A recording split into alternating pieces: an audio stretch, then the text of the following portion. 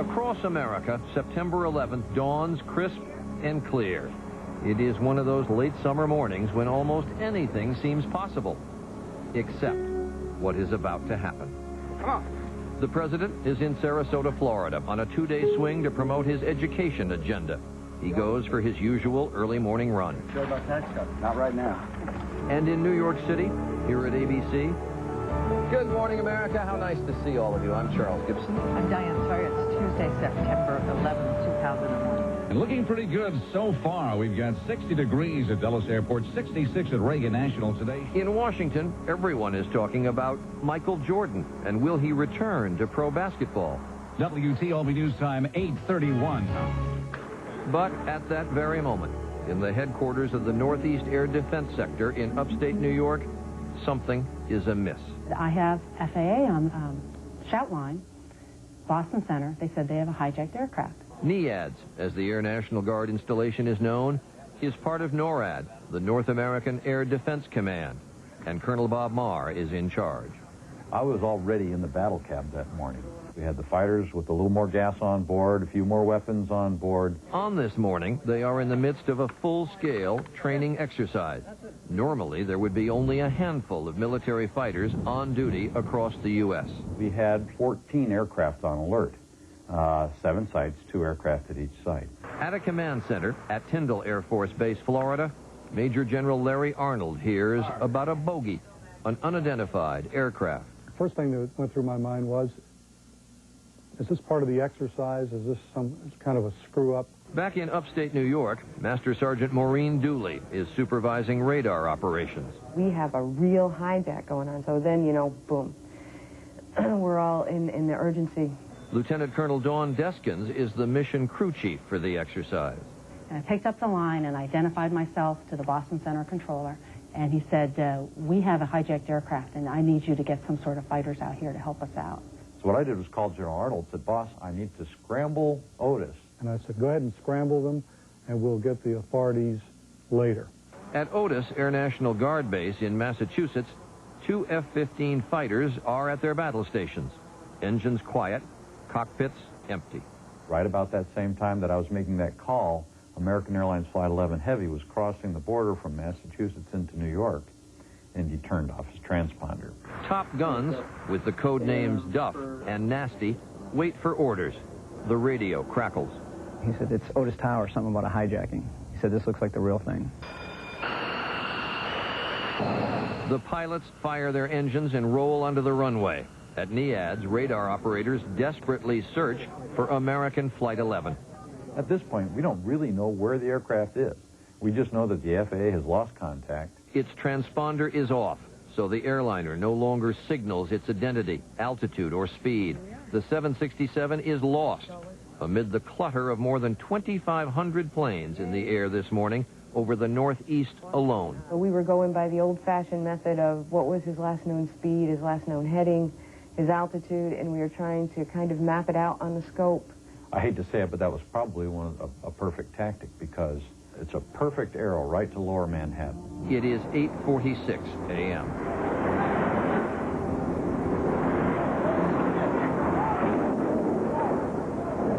This is an ABC News special report. Good Morning America was in progress in the East Coast and the Midwest, but we're joined by the entire network just to show you some pictures at the foot of New York City. This is at the World Trade Center. Pretty dramatic picture we're looking at right now. Fire in one of the World Trade Center towers in New York City. As I look at it now, there's a diagonal angle across the building at about a 45-degree angle, and it looks like just a definite gash. The upper right-hand side looks like it's the corner of a wing that just went straight into the building. There's quite a lot of damage. If it was an airplane, it had to be huge. Breaking news now on 1010 Wins.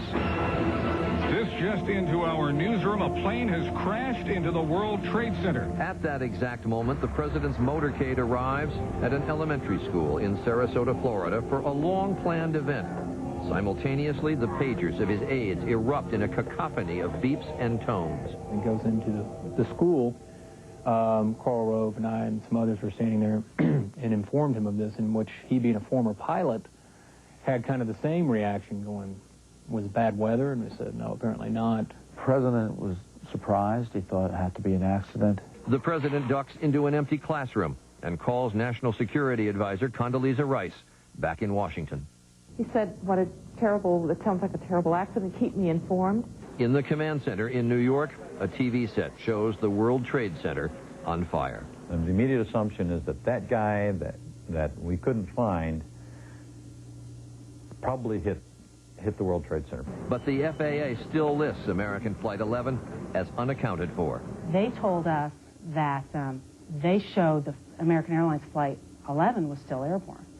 So now we're looking at this, well, if an aircraft hit the World Trade Center, who was that? Whoever it is, Colonel Deskins knows she needs to call NORAD operations in Florida to inform the public affairs officer, Don Arias. And his reaction to me at that point was, my God, my brother works in the World Trade Center. And I said, well, you have to go call your brother. Arias hears the shock in his brother's voice. So, not the typical phone voice I expected, you know, and he was just like, hey, you know, he's heard a lot of background noise. He says, you know, there's a lot of stuff going on here now. The Air Force officer is a former New York City firefighter, so he knows what his brother is up against. He says, you're not going to believe what I'm looking at here. I said, what? He says, people are at the windows. He says, there's a guy falling out of the building next door. He says, there are people jumping. And I said, you know, I think I just got a call from the Northeast Air Defense Sector. There's a hijacked plane. I think that's the plane. At that same moment, 3 blocks from the White House at the St. Regis Hotel, 2 old friends meet for breakfast at a window table. George Tenet is the director of Central Intelligence. His companion this morning is David Boren, the former chairman of the Senate Intelligence Committee. And out of the corner of my eye, I could see several people converging on our table. And I remember one of them said to George Tenet, Mr. Director, the World Trade Tower has just been attacked by an airplane. And I was struck by the fact he used the word attacked. An aide hands the CIA director a cell phone. And after he handed the cell phone back to his security person, he said to me, you know, this has bin Laden's fingerprints all over it. At their air base in Massachusetts, Duff and Nasty rocket into the air at 8:52 a.m., just 6 minutes after the first tower is hit. As we're climbing out, we go supersonic on the way, which is kind of non-standard for us. And Nasty even called me in the aux radio and said, hey, Duff, you're super. I said, yeah, I know. You know, don't worry about it. I was kind of wondering why he was going so fast. We really didn't have verbal authorization to go supersonic. The fighters are hurtling toward New York at Mach 1.2, nearly 900 miles per hour. They are 153 miles from the World Trade Center. I just wanted to get there quickly. We were going as fast as we could. I call for bogey dope, and they say, your contact's over Kennedy. So, okay, I know where that is, so we start heading right down Long Island, basically. 10 more minutes pass. There's a great deal of smoke billowing from the tower still. We can see flame coming out from at least 2 sides of the building. I can't see around to the other side. Brian, were you able to tell us the size of the airplane? Was it a small plane, a commercial plane? Do you have any idea at all? I will tell you from the size of the gash that the wingtip had to be at least 150 to 200 feet wide. Oh, my God! Oh, the next building there's another one. Oh, my God. That looks like a second plane. As we just saw another plane coming in from the side. The second tower has exploded from about the 20 stories below in a gargantuan explosion. So this looks like it is some sort of a concerted effort to attack the World Trade Center that is underway. Jet fighters are still 60 miles away. It is just 16 minutes since the attacks began. Call for bogey dope again, trying to get some information. And at that point, they said the second aircraft just hit the World Trade Center. That was news to me. I thought we were still chasing American 11. There was smoke from fire blowing southeast towards New Jersey. I had my head down, basically looking at the radar scope, and we were about 60 miles out. I could see the smoke from the towers. So at that point, obviously, everything changed. When the second aircraft flew into the second tower, it was at that point that we realized that the seemingly unrelated hijackings that the FAA was dealing with were in fact a part of a coordinated terrorist attack on the United States. At the Pentagon, Brigadier General W. Montague Winfield is in the loop with the Air Defense Command, and he alerts the Pentagon brass. The senior military and civilian leaders in the building began to filter into the National Military Command Center to get a situation update. And as you can imagine, the reports were numerous and conflicting. We would get duplicate reports, and we would get bogus reports. In Florida, President Bush is in the middle of a reading lesson with second graders. He doesn't know about the second crash. Ann Compton is covering the president this day.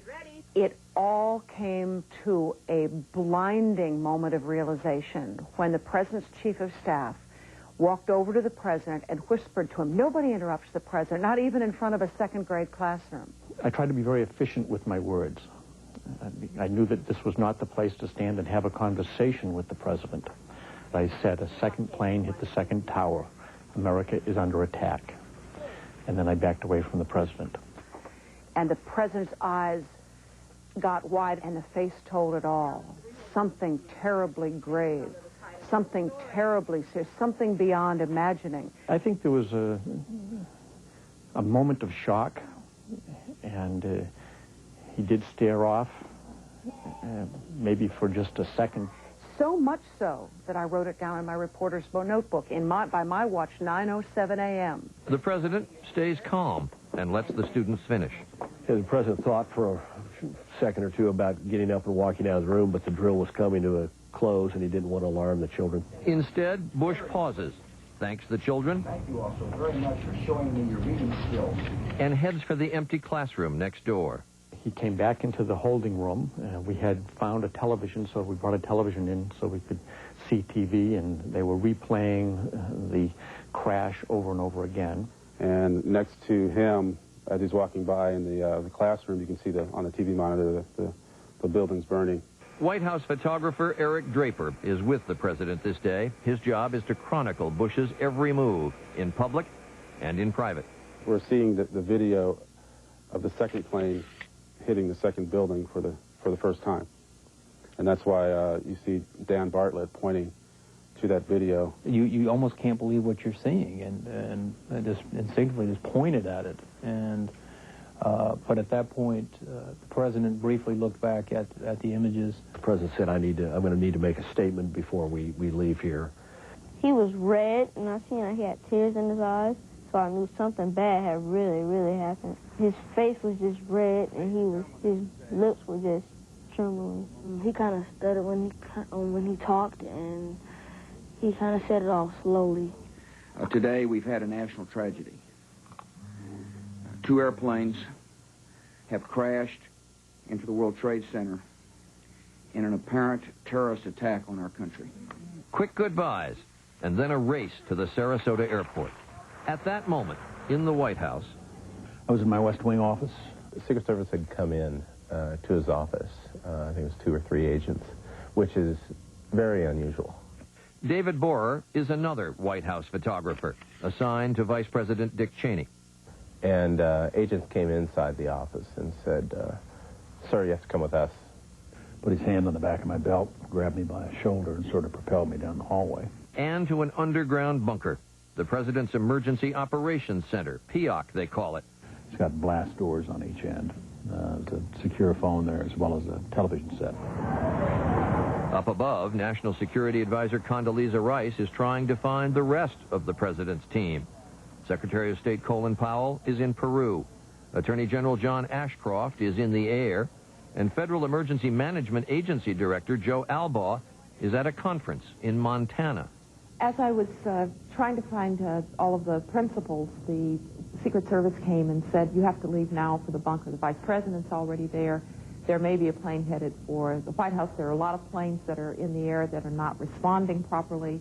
In the bunker, the Vice President is joined by Rice and Transportation Secretary Norman Mineta. Someone came in and said, Mr. Vice President, there's a plane out 50 miles. Mineta confers with Federal Aviation Deputy Chief Monty Belger. And so I said, Monty, what do you have? He said, well, we're watching this target on the radar, but the transponder's been turned off, So we have no identification. At the FAA's Air Traffic Control Center near Washington's Dulles Airport, Danielle O'Brien is at a radar scope. It was an unidentified plane to the southwest of Dulles, moving at a very high rate of speed. Someone came in and said, Mr. Vice President, airplane's 30 miles out. We caught on the radar scope a few blips, maybe 7 or 8, just enough to kind of go around in a half circle and then fade right over, losing radar contact right over Washington. I said, my God, what is that? He was fast, and it would be unprecedented for a commercial plane to come screaming through your airspace at that kind of speed, unidentified, without making some type of communication. We knew that he was headed in that direction, and we were calling Washington Center. Oh my God, he's coming towards you. The fellow came in and said it's 10 miles out, assuming that it was coming into National Airport, Ronald Reagan National Airport. At Langley Air Force Base, Virginia, F-16 fighter pilots Brad Derrick and Dean Ekman scramble into the air. They are 105 miles, 12 minutes south of Washington. It is just 9:30 a.m. We were directed to go in which turned out to be Reagan National, which is right by the Pentagon. Our supervisor picked up our line to the White House and started relaying to them the information. We have an unidentified, very fast-moving aircraft inbound toward your vicinity, 8 miles west, 7 miles west, and it went 6, 5, 4. And he said, uh-oh, we just lost the bogey, meaning the target went off the screen. So I said, well, where is it? And he said, well, we're not really sure. I happened to look up to my left, and there is the airplane. The airplane is about 25 feet above the ground, and it's about 150 to 200 yards away and coming at us. It is 9:38. Just 52 minutes have passed since the first attack. Firefighter Alan Wallace is on duty next to the helicopter landing pad on the west side of the Pentagon. I look up and see the airplane. I hear the noise from the airplane, and bang, the airplane hits the building. And that's how fast it happened. The whole building jumped. Secretary of Defense Donald Rumsfeld is on the 4th floor of the Pentagon, around the corner from the impact. The table shook and the building shook, and it felt like a bomb had hit the building. 352. I think we just had an airplane crash east of here. It must be in the district area. White House Claire Shipman is on the phone. Claire, what's that we're looking at? Well, that's what we're trying to figure out right now. I'm direct, and there is visible smoke coming from that area. High visible smoke. Any unit responding to check the area of the Pentagon, advise on channel 1. American Airlines plane headed east down over the pike, possibly for the Pentagon. A plane has crashed into the Pentagon. I don't believe I was knocked down, but I did at a certain point when I thought I was on fire. I thought I had ran as far as I should run, and then I hit the ground. I went downstairs and went outside and around the corner, and of course there it was. Everything around the fire truck and the fire station, including the blacktop that surrounds the fire truck, was on fire. There were trees along the side of the Pentagon that the leaves were on fire. There was metal all over the grass, and there were people coming out of the building hurt, and people were assisting them. Almost directly behind the fire truck, that there are people trying to get out of the building, and there is someone back there who is trying to help them. Other firefighters from nearby Fort Myer and Arlington, Virginia, join the rescue efforts. From the time we first assembled there, I would say 30 seconds later, there were probably 30 people there. And 30 seconds after that, there were probably 100 people there. Among those helping the wounded and injured is the 69-year-old Rumsfeld himself. There was a young woman bleeding, sitting on the ground, and I think she said to me, she didn't know who I was, she said she could see people holding drips going into people, IV of some kind, and she said something to the effect, if someone could bring that person over, I could hold it. The Secretary of Defense is outside the burning building, while inside the Pentagon, for 30 minutes, we couldn't find him. And just as we began to worry, he walked into the door of the National Military Command Center. Very, very quickly, he's in there in his shirt sleeves, as I recall. On 9/11, General Richard Myers steps in as acting chairman of the Joint Chiefs of Staff. It was, from my viewpoint, a very professional scene. There was no No panic, no undue alarm. High overhead, jet fighters arrive. Just moments too late. We get in closer and I can start to see smoke coming up. I looked down and started seeing the landmarks, and it was obviously the Pentagon was on fire. You know, looking down and actually seeing the Pentagon burning, and you know, big black billowing smoke out of it. Just looking back, and I'm thinking, we're at war. In the Pentagon Command Center, General Winfield is juggling a secret conference call. We added the White House, and we added Air Force One to the conference. All of the governmental agencies that were involved in any activity that was going on in the United States at that point were in that conference. Rumsfeld orders U.S. forces to DEFCON 3, the highest alert for the nuclear arsenal in 30 years. The smoke got intense at one point. I actually recommended the Secretary, you know, maybe we ought to think about an alternate location. They wanted to evacuate us in the building, and I decided I'd prefer to stay. Instead, Rumsfeld sends his deputy, Paul Wolfowitz, to a secret remote bunker where there is a duplicate of the Pentagon's command and control system. We flew them out by helicopter to Site R. The deputy SecDef flew out there, and he was in charge of our alternate site. Just moments earlier on Capitol Hill, to testify before Senator Edward Kennedy's Education Committee, the First Lady learns about the New York attacks.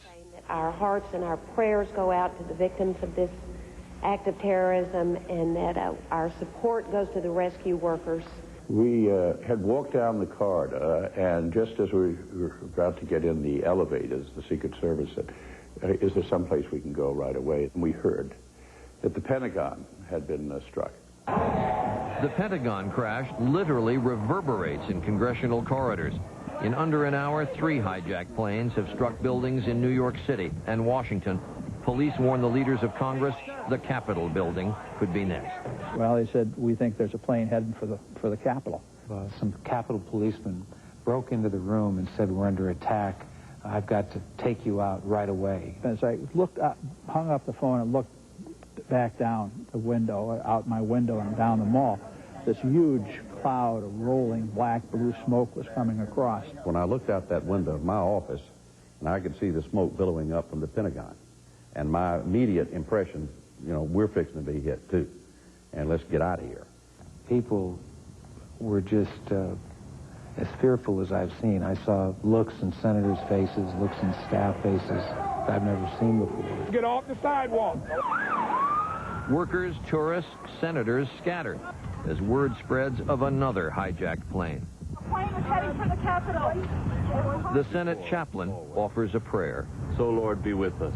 Moving everybody back. Moving everybody back. I'm thinking to myself, here I am, Speaker of the House, something I never dreamed would ever happen to me, and we're evacuating the Capitol. It just can't be happening to us. Speaker of the House Dennis Hastert is third in line of succession to the presidency. I was put in one of our secure automobiles, and the next thing I knew, I was hurtling through the back streets of Washington. The other leaders jam into a room 2 blocks from the Capitol. We were in a vulnerable position. We were all in one place, and I started asking, you know, who's in charge here? We were like everybody else. We were in complete chaos. I think it might be a good idea if we got out of this crowd situation. Hey, John, Boyd. Some leaders rushed to the west front of the Capitol, where military helicopters await. Then we flew over the Pentagon, and we saw the remnants of an airplane into the side of the Pentagon with this whole facade caved in with black smoke and thousands of people gathered around. It was a terrible sight. While in Florida, the president hurries aboard Air Force One.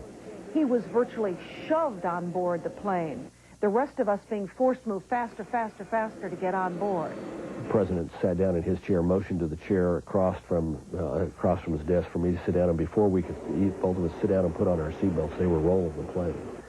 And they stood that 747 on its tail and got it to about 45,000 feet, but as quick as I think you can get a big thing like that up in the air. It is 9:55 a.m. It seemed we were wheels up in nanoseconds. Ellen Eckert is a White House stenographer. The chatter in the press section of the plane where I was sitting was, where are we going, and we were looking out the windows trying to see if we could figure out geographically where we were going. That's what the president is trying to decide up front. I was focused on getting the president in a safe environment, which meant on the plane, and the plane should be in the air. And then it came a question as where should the plane go? He said, I'm coming back. And I said, you may not want to do that, Mr. President, because Washington's under attack. We don't know where the next attack is coming. Press Secretary Ari Fleischer is keeping notes. Turned to the head of the Secret Service detail and he said, I want to go back home ASAP. I don't want whoever is doing this to hold me outside of Washington. And the head of the Secret Service detail said to him, our people are saying it's too unsteady still. There was a little bit of pulling and pushing with him to suggest that we should fly to a secure location and where we could have good communication and then make a decision when he should return to Washington. When I got to the bunker, the president was talking to the vice president on the phone, and the vice president was saying the same thing. You can't come back here. At that point, urged him not to return to Washington because it was clear then that an attack included Washington as well. So it was on the basis of that third plane that you said at that point to the president, you can't come back here. Right, we don't know what's happening. On board Air Force One, we seemed to be flying forever, and one of the Secret Service agents leaned over to me and said, look down there. We're at 44,000 feet, and we're not going back to Washington. Deep beneath the White House, Transportation Secretary Norman Mineta issues an unprecedented order. Their planes are coming into the eastern seaboard, turn them around and get them going west. If they're going west, have them land at their destination, but in any event, if they're not too far away, have them land. More than 4,000 planes are in the skies over the U.S. FAA policy allows pilots to use their own discretion to decide where and when they land in an emergency. But on this morning, I said, screw pilot discretion. Get the damn planes down. Up above, the Secret Service orders the White House staff to evacuate. As soon as we were outside, Secret Service agents told us to run. And they kept yelling to run. And if you looked at their faces, they wanted us to run. Everybody out! Everybody out! One of them yelled, you know, women, take off your heels and run. Take off your heels and run. And so I did. I took them off and I started running as fast as I could. The gates opened and we all went pouring out. Dozens of fighters are buzzing in the sky. F-16s scramble at Andrews Air Force Base in nearby Maryland. We were told to get airborne and protect the Capitol. I believe there's over 20 fighters, plus tankers, AWACS, you know, the other support airplanes. Total military in the area, I'd say it was probably 30-plus airplanes. Well, it never in my wildest dreams occurred to me that one day I'd be orbiting over the Pentagon that had just been hit, looking for possible incoming aircraft. In the Pentagon Command Center, there's a report of another hijacked plane, United Airlines Flight 93. We received a report from the FAA that Flight 93 had turned off its transponder, had turned, and was now heading towards Washington, D.C. We rapidly developed some rules of engagement for what our military aircraft might do in the event another aircraft appeared to be heading into some large civilian structure or population. He said if we get another one of these, you're going to have to shoot it down. You heard the Speaker of the House of Representatives say there, it can't be happening to us so much now that we didn't know then. In the next half hour, you will see how this crisis led the nation's leaders to create rules of engagement for something never before done in American history, ordering the military to shoot down a civilian aircraft. When we come back, life and death decisions in the skies over Washington. This is the first time in my career that I ever actually wanted to go out and use my airplane to kill someone. ABC's coverage of 9/11 will continue in a moment. This one. ABC News, 9/11 continues. Once again, Peter Jennings. Welcome back to our coverage of the first anniversary. In this half hour, we will continue our extraordinary look behind the scenes on the day that America was attacked on board Air Force One with the President at the site of the crash of the hijacked plane in rural Pennsylvania and in the secret bunkers where the government leaders took shelter. Here again is Charles Gibson.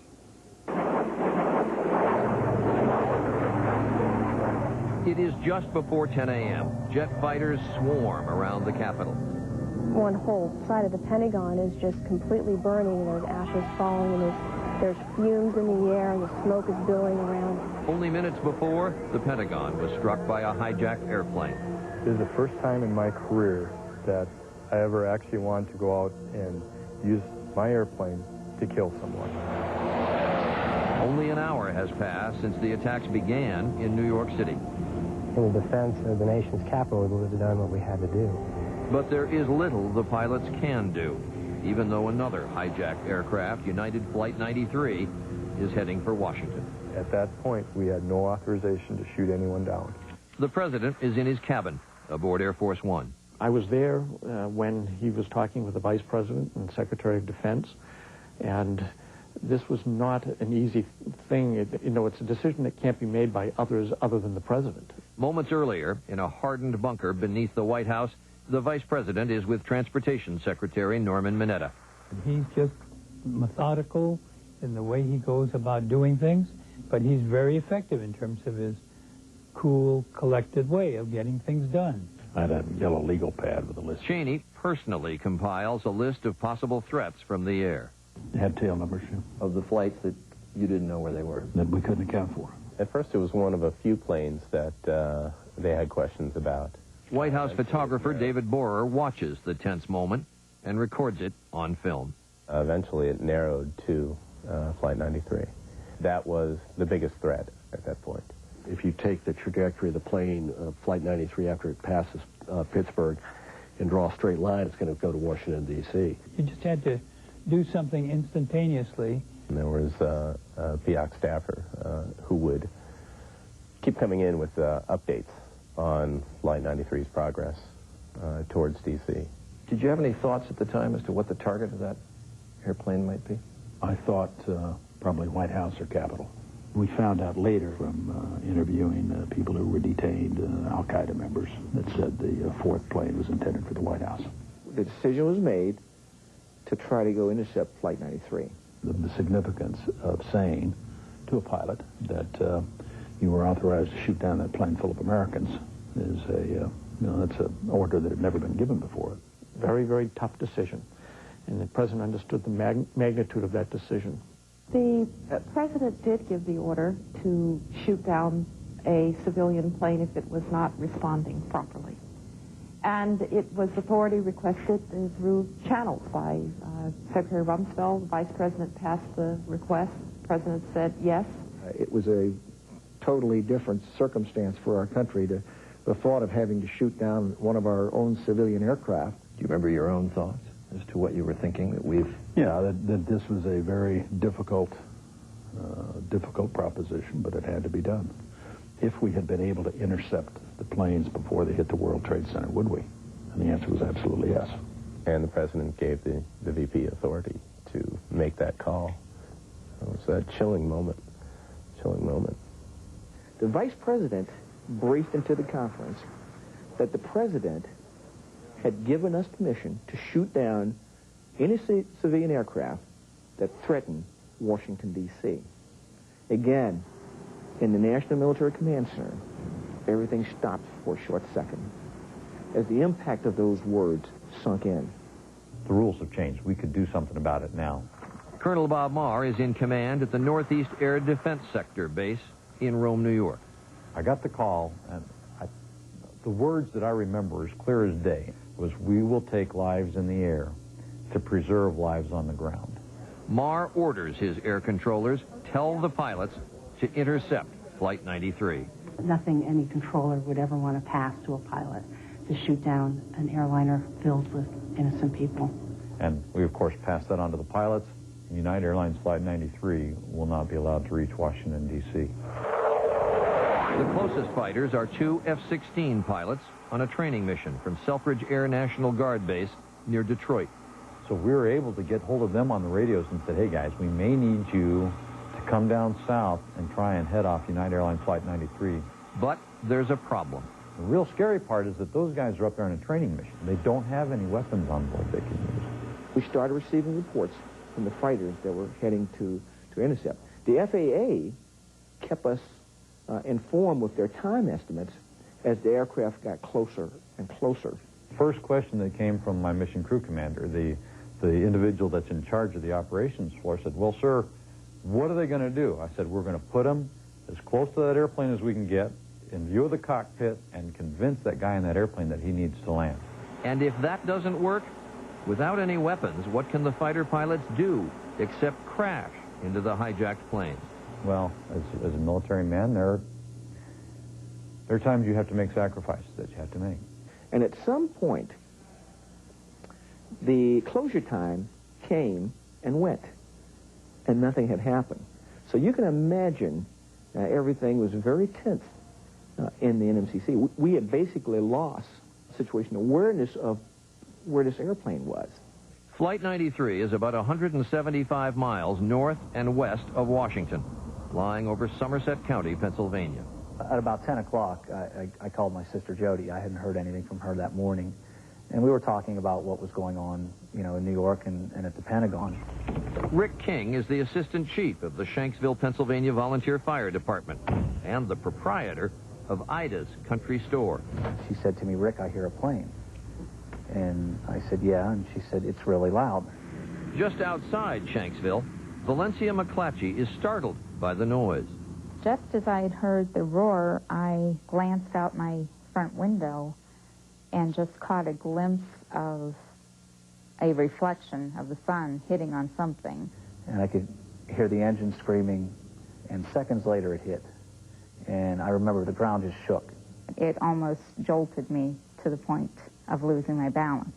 My sister said to me, "Oh my God, Rick had crashed." And I said, "I know." And I said, "I gotta go." I had my camera right by the doorway. I grabbed my camera as I was going out the door, opening the door. It's very startling against that clear blue sky to see that huge ball of smoke coming up. I placed a phone call then to our 911 center in the Somerset. Terry Schaefer is the Shanksville fire chief. Pulling into the crash site, I remember just seeing vehicles everywhere, firefighters' vehicles, other fire department vehicles, just a lot of confusion. But when I got there,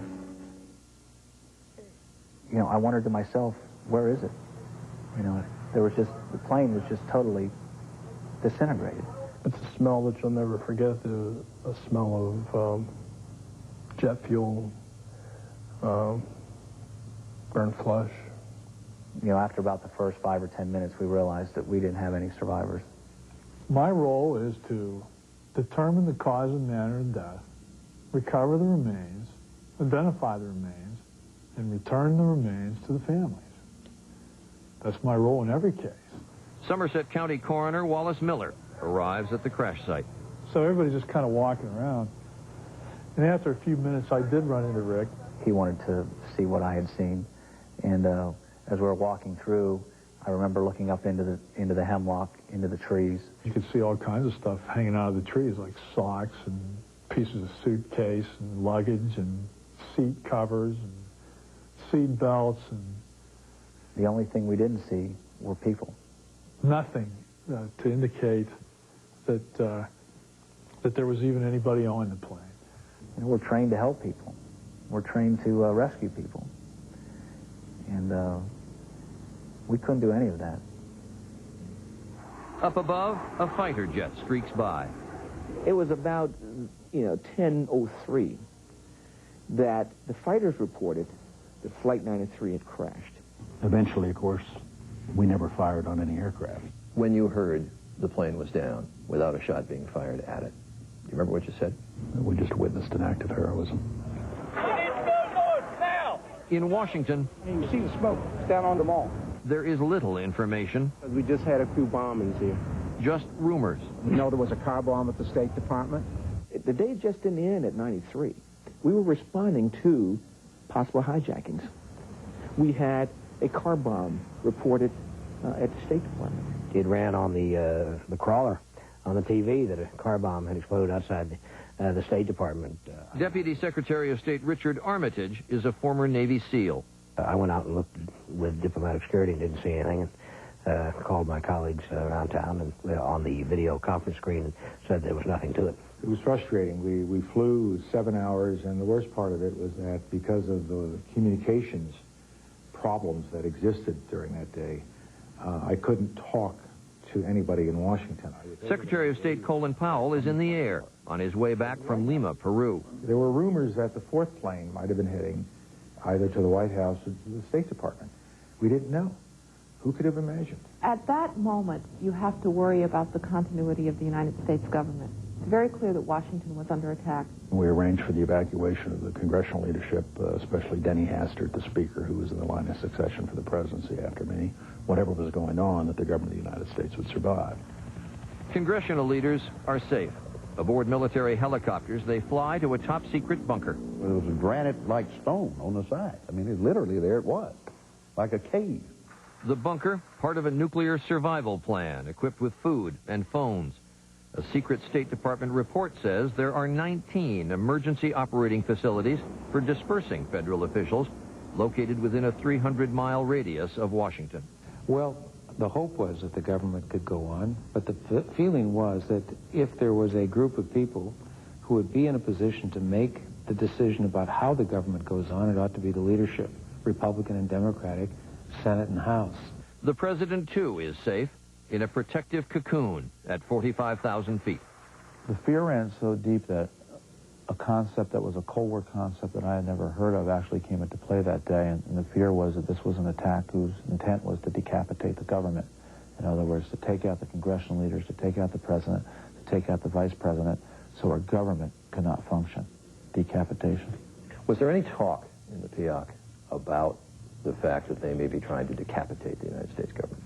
Certainly that was a thought that occurred to me, and I assume others as well, too.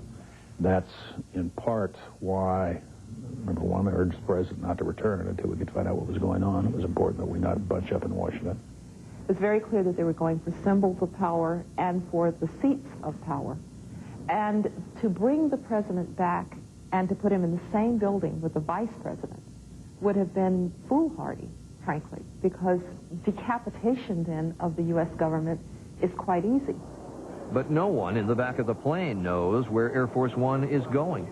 Everybody was looking out going, the plane just took a sudden left. We're definitely not going back to Andrews. At one point, Ari Fleischer, the press secretary, came back and said, this is off the record. The president is being evacuated.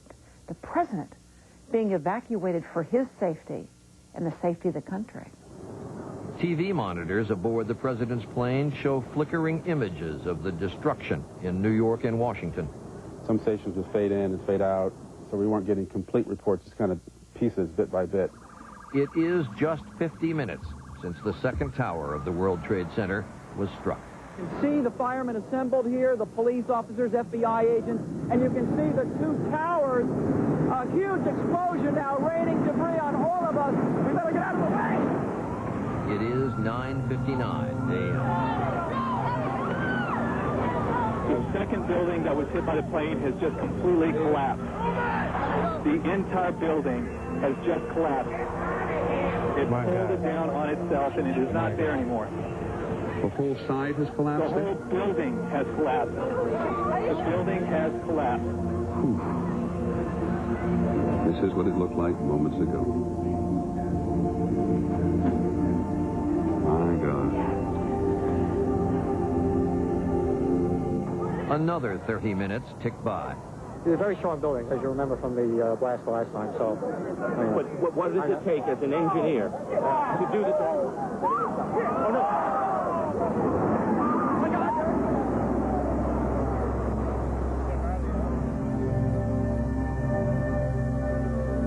The second and last tower has just collapsed. The second tower. Both trade towers have now been attacked and destroyed with thousands of people either in them or in the immediate area adjacent to them. Duff and Nasty watch from their jet fighters high overhead as the towers collapse. I kind of just looked back over my shoulder and I looked and said, man, I called it right away. I said, I can't see lower Manhattan. I didn't know what to think.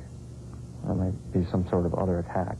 So I went up to take a look at it. So I was right over the top of it, looking down. And as I was looking at it, all of a sudden it just started getting smaller. And to me, it didn't make sense. And to see this thing just falling away from me, and then I realized what was going on. It was absolutely the sickest feeling I've ever had in a plane. Meanwhile, in the White House bunker, mood was very somber at that point.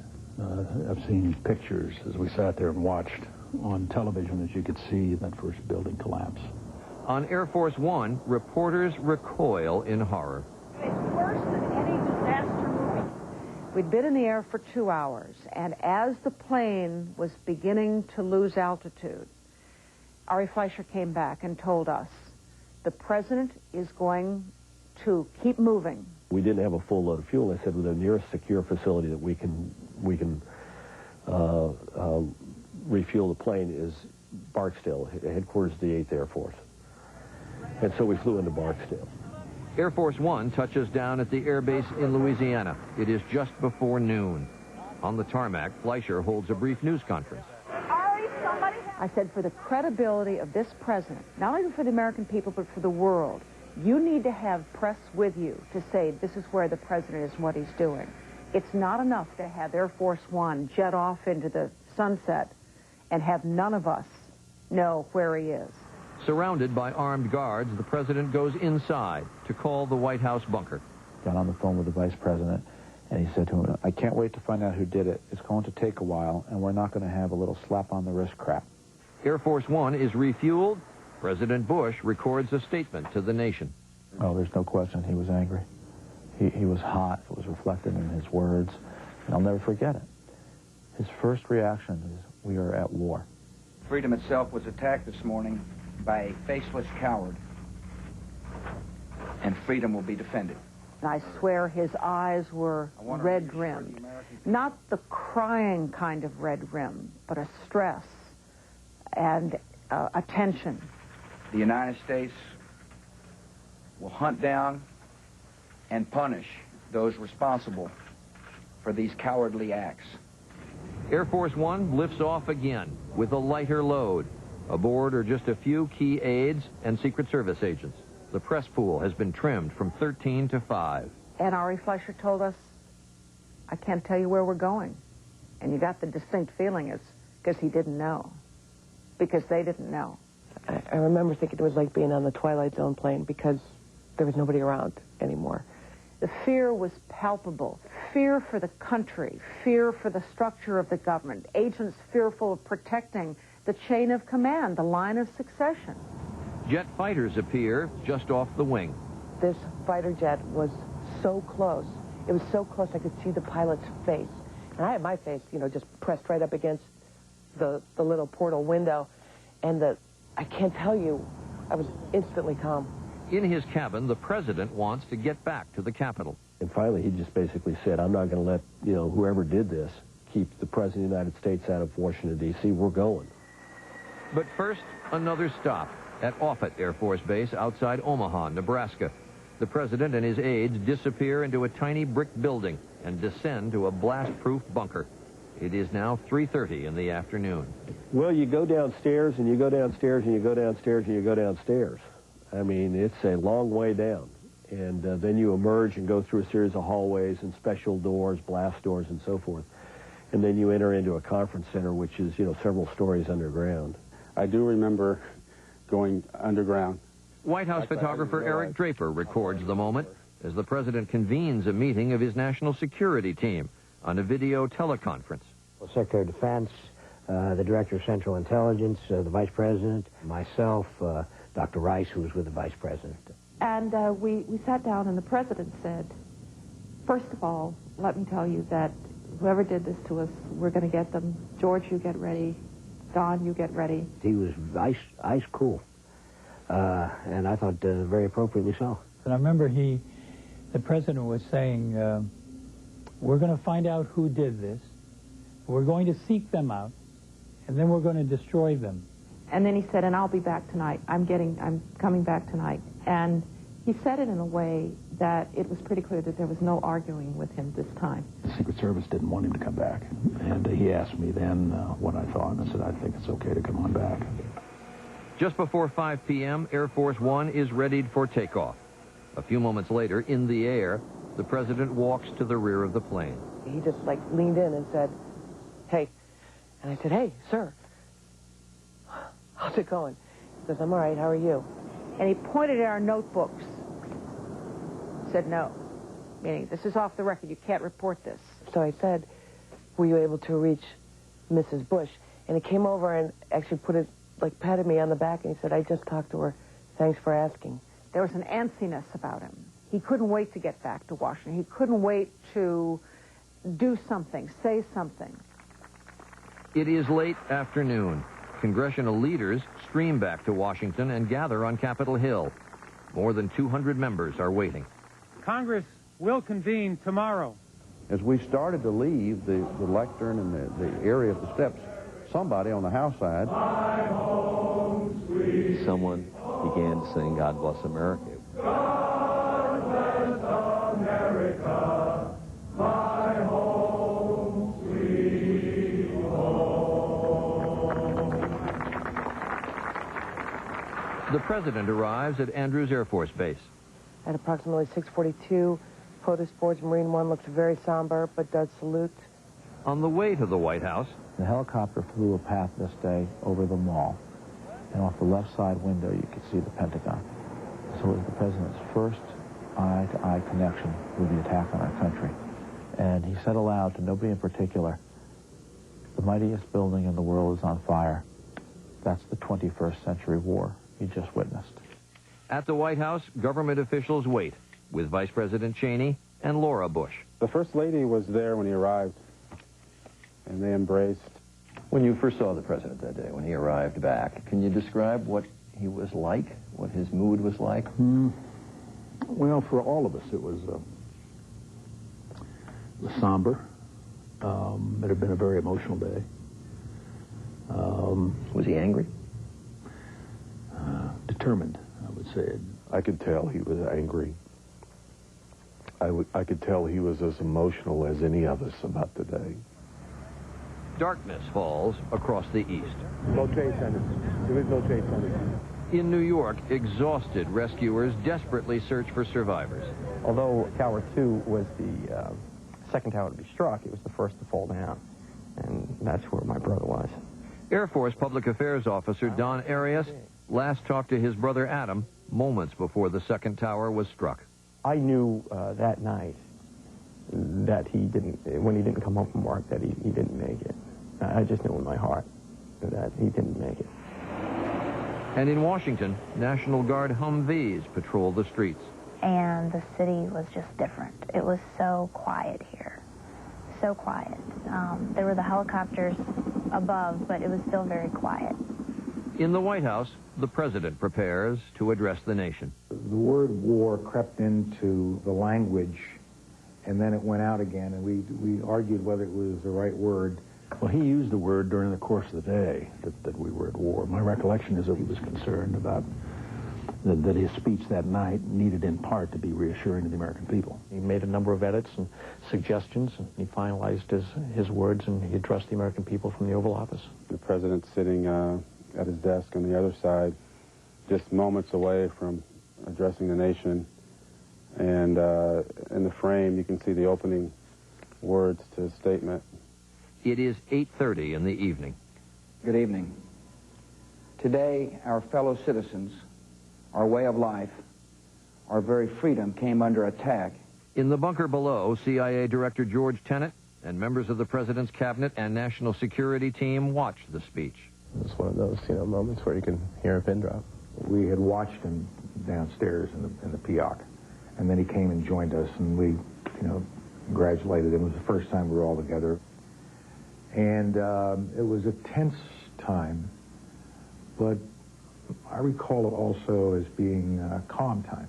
The president's normal routine, particularly in a large setting like that, is to start with the Secretary of State, Secretary of Defense, and go on through the members who were present to get the latest report. We really began to hand out assignments for the next day to begin to think about response. He made it clear that this was not to happen again. I think he used words like, "Don't ever let this happen again." There was a task ahead of us. There was a serious job ahead of us. And the president was ready for it. And we were there ready to help him. And that's where I think they started planning for what would become war. I mean, the order was get the troops ready. It was that simple. It was that direct. Get the troops ready. It is 9:30 p.m. Only 12 hours have passed since the attacks began. A day that dawned full of possibility and promise ends on the eve of war.